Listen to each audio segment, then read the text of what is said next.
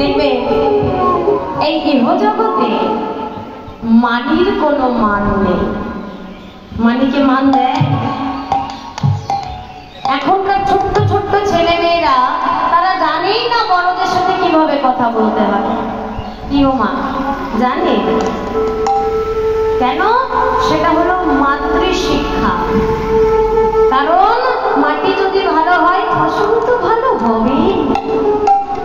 মাটিকে ভালো হতে হবে, মাকে ভালো হতে হবে, তবে সন্তান ভালো হবে। দেখুন আগেকার দিনে কত সুন্দর, এই যে বিদ্যাসাগর এমনি এমনি হননি, তিনিও কিন্তু মাতৃ জঠর হতে বাহির হয়েছেন। তিনি তো আর লাভ দিয়ে পৃথিবীতে চলে আসেননি। মাদার টেরেসা, স্বামী বিবেকানন্দ, হ্যাঁ, এই যে কত কত মহৎ ব্যক্তিরা, এরাও কিন্তু মাতৃ জঠর থেকে বাহির হয়ে তবেই কিন্তু এত সুন্দর সুন্দর নাম তারা এই জগৎ থেকে পেয়েছে। কেন? তাদের কর্মগুণে। আর তাদের কর্মগুণের জন্য দায়ী কে ছিল? মা। মা নিজের কর্মটা ভালো করেছিল, সেই কারণে সন্তান ভালো হয়েছে। এখন সন্তানেরা যখন মাতৃ জঠরে থাকে, আচ্ছা বলুন তো কোন মায়েরা গীতা ভাগবত পাঠ করে বা গীতা ভাগবত শোনে? সন্তান মাতৃ জঠরে থাকলে কোন মায়েরা গীতা ভাগবত পাঠ করে? করে? গীতা ভাগবত শোনে? ভগবানের গুণকথা শোনে? যেখানে ভগবানের কথা আলোচনা হয় সেই দুয়ারে গিয়ে দাঁড়াবে। কেন? ঘরে তো একটা বোকা বাক্স আছে, জয়নি তাই। আর এখন তো স্মার্টফোন চলে এসেছে সবার হাতে হাতে, সবার হাতে হাতে একটা করে স্মার্টফোন। তাহলে আমার গর্ভে রয়েছে সন্তান, আমি তার ভবিষ্যতের কথা চিন্তা করলাম না, নিজের ইন্দ্রিয় সুখের জন্য। এই যে আমাদের 10 ইন্দ্রিয়, 10 রকম কাজ, এই নিজের ইন্দ্রিয় সুখের জন্য, মনকে আনন্দ দেওয়া, চোখকে আনন্দ দেওয়া। তাহলে সেই ইন্দ্রিয় সুখের জন্য সন্তান রয়েছে গর্ভে, আমি খাটের ওপর বসে পায়ের ওপর পা তুলে বসে বসে অ্যান্ড্রয়েড সেট গাচ্ছি। জয় রাধে। আমার গর্ভে সন্তানটা কি করবে? তাহলে আমরা কি জানি যে মা যখন খায় গর্ভের সন্তান তখন খায়, মা যখন ঘুমায় তখন গর্ভের সন্তানটাও ঘুমায়, আর মা যখন বসে ফোন ঘাটবে তখন সন্তানটা কি করবে? হ্যাঁ, জয় নিতা।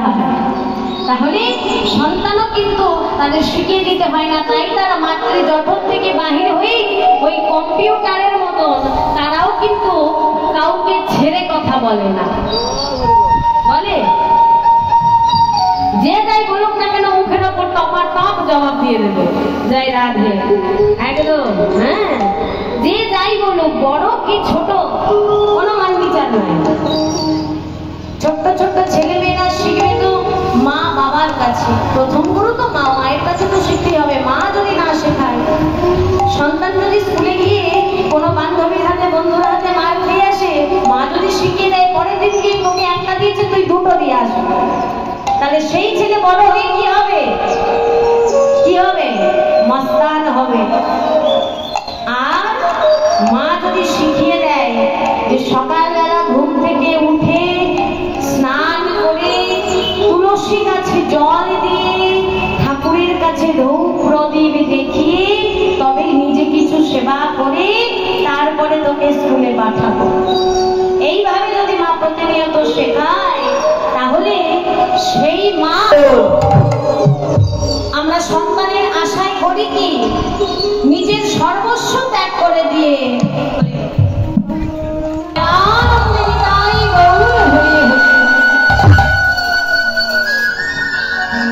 সন্তানকে আমরা স্নেহ মায়া মমতা দিয়ে বড় করি কেন? কোন আশায়? একটা আশায়, যে শেষ বয়সে যেন ছেলে এই আমাদের বুড়ো বুড়ির মুখে যেন একটু অন্ন তুলে দিতে পারে। কিন্তু যে ছেলেকে ছোটবেলা থেকে মাস্তানি শেখাচ্ছি, একটা মারলে দুটো মারতে শেখাচ্ছি, সেই ছেলে কি বাবা মাকে ভাত দেবে? হ্যাঁ, দেবে না। কিন্তু প্রকৃত যদি কৃষ্ণ ভক্ত হয় কোন সন্তান, সেই সন্তান মায়ের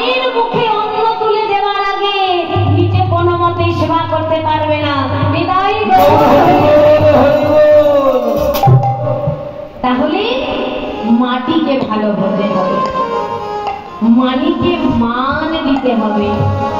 অমানিব মান দেন কীর্তনীয় সদা হরি, আর বদনে সদা সর্বদা কৃষ্ণ কৃষ্ণ কৃষ্ণ বলতে হবে।